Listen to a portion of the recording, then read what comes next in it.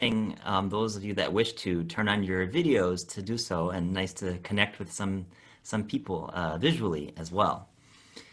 And so first of all, we had initially planned a concert in April, this very same concert, celebrating Beethoven.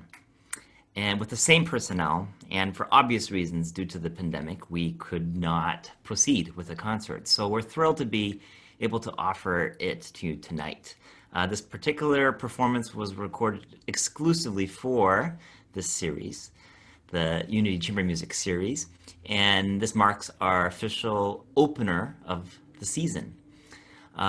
This fall season will have 3 concerts. This is the first one.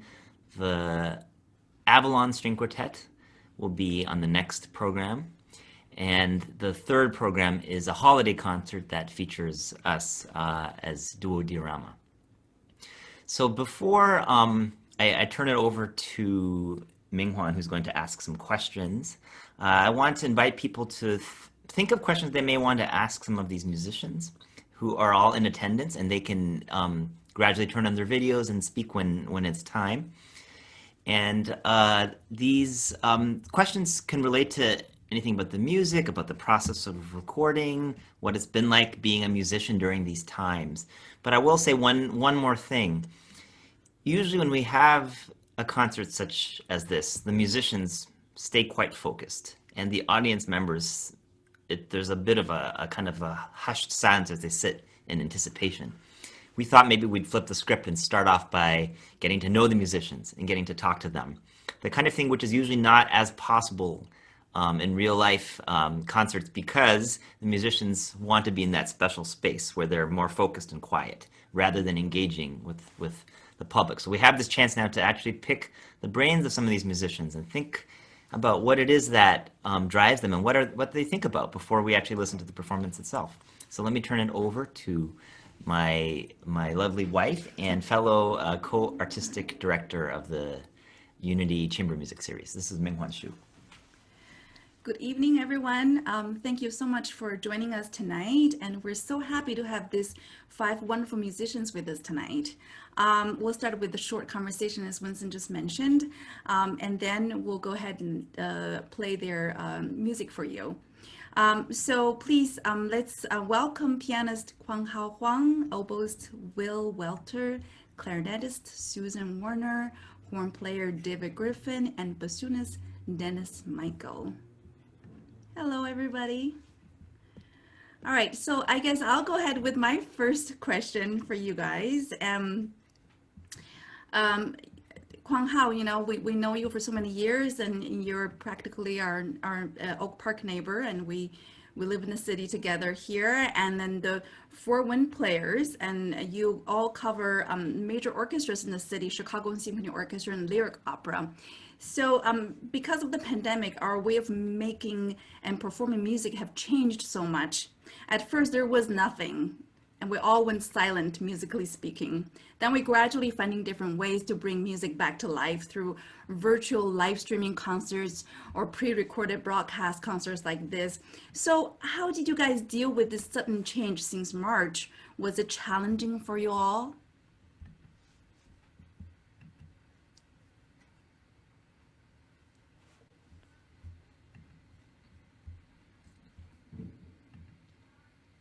I think Kwang Hao would like to answer. Yes. Hi, Kwang Hao. Hi, how are you? Sorry, I had no idea that this was going to be so prominent in my video. I actually I sort of had to check my video in FaceTime, and it was portrait mode, and now it's landscape, and now so you can see some of my Halloween decorations. Oops. Yeah, I have to say that it's been very odd, to say the least, that even with the ability to do these live streams and to do these pre-recordings, that it's really sort of a completely different animal than what we're used to.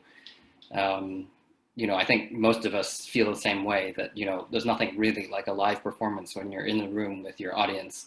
You can feel the energy that you get from them. And, you know, and there's a certain, I think, I don't know, I can't necessarily speak for my colleagues, but I feel like having talked to other musicians that, we have a sort of a performance mode for live. There's a certain amount of risk taking that you can do in a live performance, sort of knowing that's it. That when you have a video camera, that's the only thing that's kind of your audience. It kind of puts you in a different frame of mind. And so, yeah, I can't say that it's been totally enjoyable, but I do have to say that I'm just very thankful that I still actually have the opportunity to play and make music with my colleagues, even if the audience is not there. Oh, I'm not hearing you, Mingwan. Yes, absolutely. I think when we perform and we not just performing ourselves, we get feedback from the audience. There's certain energy in the room. Last week when you guys started the first rehearsal, we went there with our kids, so you guys had to sit further than you normally would, huh? Just to keep the safety, right? Yeah. Yep. Yeah. Did you guys have a hard time hearing each other because you sit far away from each other? I didn't think so. I mean, not on that particular stage. I think there are probably some rooms where it could have caused big problems, but I don't know. I'm only speaking for myself here. Yeah.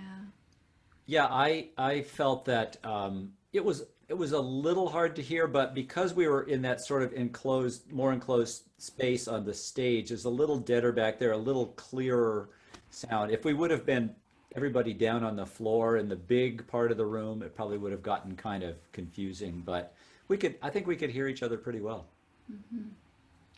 Was this one of the first times you guys have played with others since March? Yeah, I think it has been one of the first times. There were a couple other opportunities through the symphony that we had with similar circumstances with the social distancing and everything. But yeah, definitely one of the first, for me at least. Did you guys feel relieved or part of you came back? Yeah. Big time. I mean, just Right. to sit and play in real time with people instead of, I mean, I've been trying to do stuff to stay in shape. I've been recording Bach chorales with myself playing all four voices and doing the layering recording and all kind of stuff like that. But just to sit down in a room and play with all my wonderful colleagues, and it's such a relief, such a relief. Yes, you can't replace that experience. So we just had a question came in.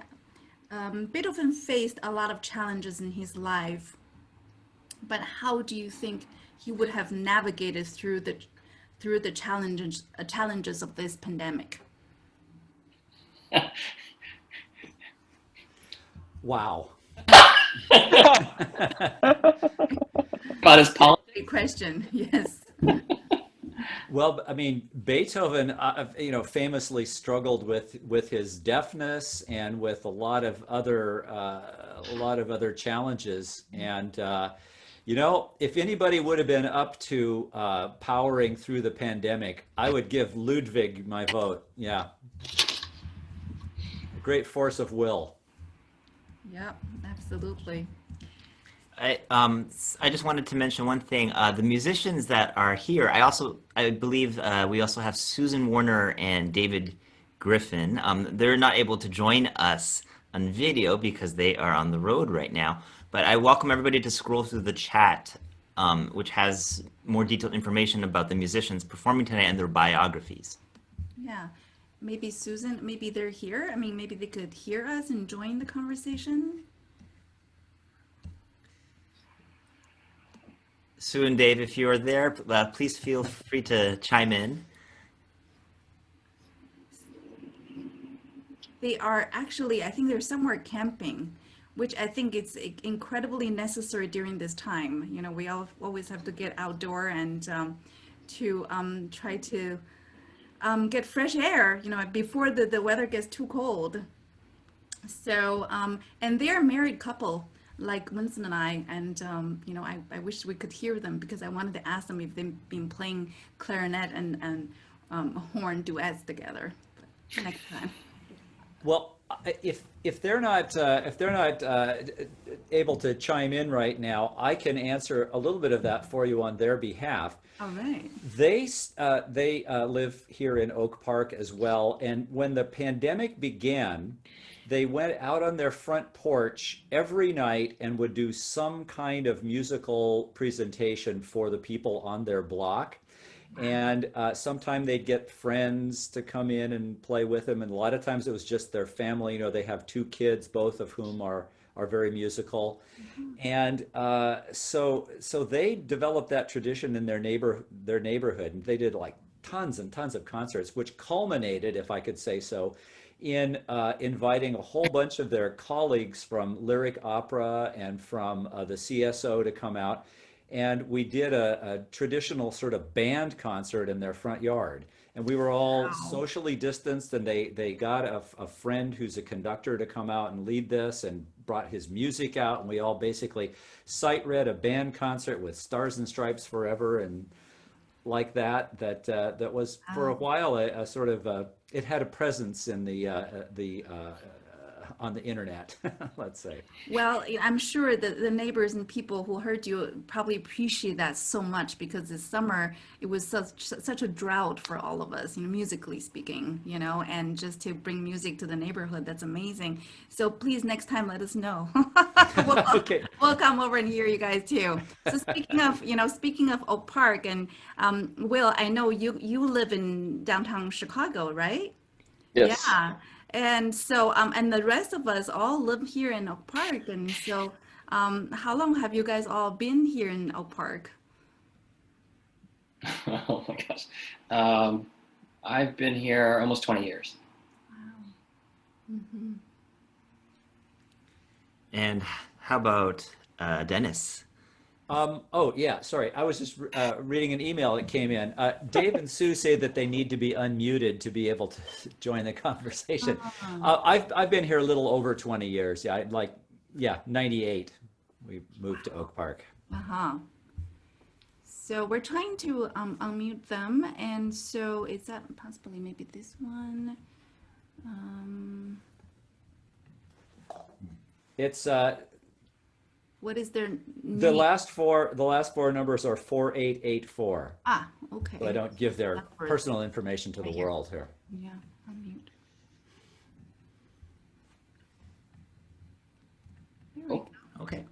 Hi, everybody. This is Susan Hi. Warner. Hi, Susan. Hi. Hello. So, yeah, Hi, we're David. down in southern Illinois, headed toward our camping spot. But yes, we had a great concert on our front yard, and luckily did not attract too much attention from the local police, who very kindly let us continue on with our shenanigans in a safe manner. Well, as Winston mentioned earlier, usually before the concert, as musicians, we're very focused and we enjoy that long time.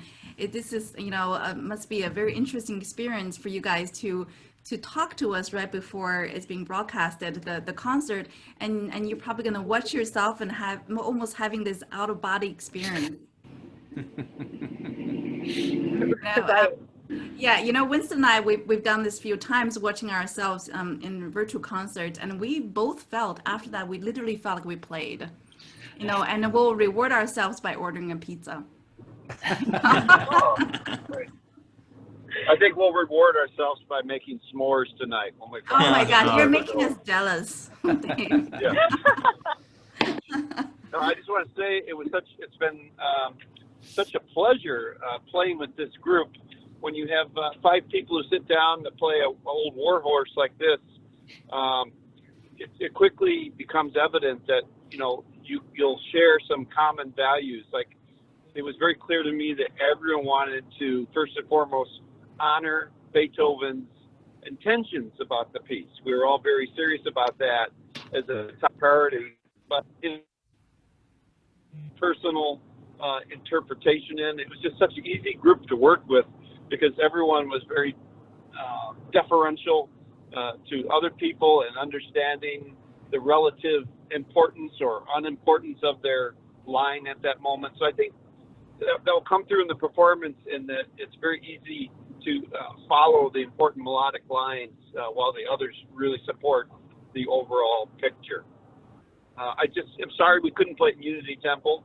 I don't know that if Frank Lloyd Wright had in mind chamber music for that incredible space, but it's really one of my favorite places to play chamber music because the audience is so close and they're literally on top of you in 2 or 3 different levels, and the acoustics are beautiful. So that's my only regret about this performance, that Absolutely. we're not in Unity Temple. Yes, it's such a perfect hall for chamber music, and it's intimate. It's got a gorgeous sound. And so one of those days, I'm sure that, we'll all get through it and we'll open up again and we'll do this in the hall. It's a date, guys. Okay. So, Good. so speaking of the smoothness of your rehearsals, when we were there that day when you guys started rehearsing, even from the very beginning, you sounded all amazing. It sounded like you guys have played this together before. Have you? Oh yeah. I think slightly different personnel from time to time, but I know Sue and Dave and Kwang Hao and I have done this before on more than one occasion for various kinds of fundraisers or local concerts and things like that. And wow, Kwang Hao, I think we did it on stage in Orchestra Hall downtown as part of a Beethoven festival several years ago. So yeah, it's not our first time at this rodeo. Yeah, but it sounds like, Will, this is your first time playing with these guys. This was the maiden voyage for me. All right, were they nice to Yeah. you? They were very, very welcoming. I am just kidding. I'm sure they were. It was a pleasure to have this be the first with these wonderful colleagues. Yes. All right, so We had a question that came in. Where, and this is open to any of the musicians, where are you finding musical performances that are feeding your soul lately? Ooh, I can answer that one. For the last couple of months, I have been taking part in a project that the Lyric Opera Orchestra has been doing together with Northwestern Memorial Hospital. We've been doing virtual bedside concerts for COVID patients and non-COVID patients, basically anyone who is in the hospital and needing of entertainment, company, and it's extremely fulfilling. It's a way for me to perform live for someone and to communicate with an audience. That's what I crave. I get so much out of it. So it's via FaceTime. Yeah. wow, Susan, that sounds so touching. Well, thank you for sharing that with us. And we have another question. Have any of the musicians performed virtually for other events? What did you like best and least about that experience?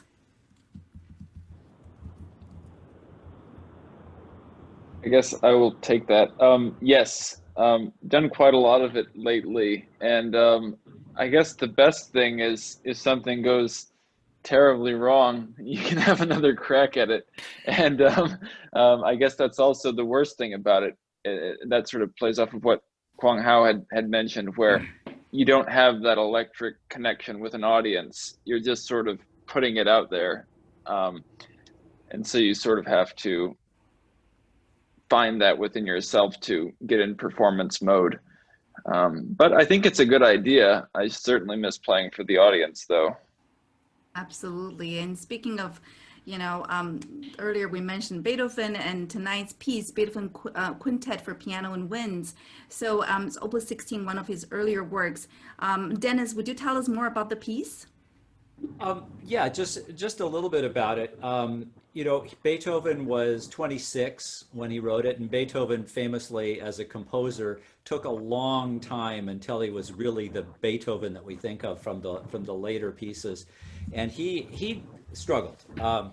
And at this period in his life, it was really interesting. He was starting to get really famous as a performer, and he was in great demand as a performer, and he wanted to create a vehicle for himself, basically, to kind of show off his pianistic abilities as well as his abilities as a composer, because he was trying to establish himself as a composer. So he was studying the great Mozart piano wind quintet. Now, Mozart basically invented this genre. I think that the Mozart was probably the first piece for oboe, clarinet, horn, bassoon, and piano. Maybe somebody wrote one before that, but it wasn't nearly what the Mozart was. And so Mozart invented a whole genre, and then he wrote the great and enduring masterpiece for that combination of instruments.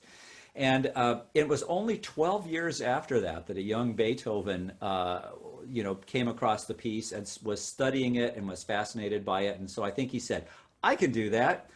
And so he wrote a piano wind quintet in the same key, in the same arrangement of movements like a slow, fast first movement, slow movement, fast movement, no minuet trio or anything like that you might have expected at that time, just like the Mozart.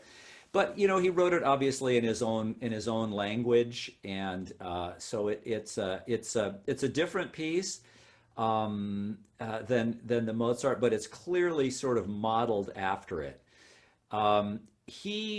Beethoven, having his obsessive compulsive things sort of going on throughout the piece, wrote opportunities for himself to have a lot of little cadenzas. There's a famous story about an early performance of this piece where Beethoven just kind of took off and he kept going and going and going with this very long cadenza in the middle of a piece that's not all that long. And the musicians reportedly were sitting there and kind of rolling their eyes and thought, oh my God, is he ever going to be done with this? So the piano writing in this is much sort of flashier and more show off than in the Mozart piano wind quintet. And Kwang Hao, I think, can relate to this in the slow movement. The piano states the theme first. Then the winds come in and there's some development and some wind solos, and then it comes back to the piano part, and there's a more ornamented version of the opening theme, and then there's more development, and it comes back and there's an even more sort of ornamented version of this. So it's like Beethoven really strutting his stuff. But it's a wonderful piece. It has that early vigor of Beethoven, a high energy about it, and it's just it's a delight to play, and hopefully to listen to. We'll see. You decide. Well, that's wonderful, Dennis. And we have probably just time for the last question, which is directly related to what you were just saying. So the question is, what should we be specifically listening for in this piece? What do you think are the highlights and challenges and fun parts? I think some of those questions have you already just answered, but if anything you guys want to add to that question.